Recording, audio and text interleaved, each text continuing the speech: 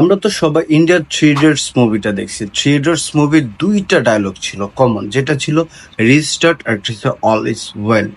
আপনি সব জায়গায় ব্যর্থ হবেন, বাট এই ব্যর্থটা চিরস্থায়ী তখনই হবে যখন আপনি রিস্টার্ট শব্দটার সাথে পরিচিত না হবেন। আপনি লস করবেন, লস থেকে আবার আপনাকে ঘুরে দাঁড়াতে হবে, আর সেটার জন্য প্রয়োজন একটা নতুন রিস্টার্ট, একটা নতুন উদ্যমের শুরু।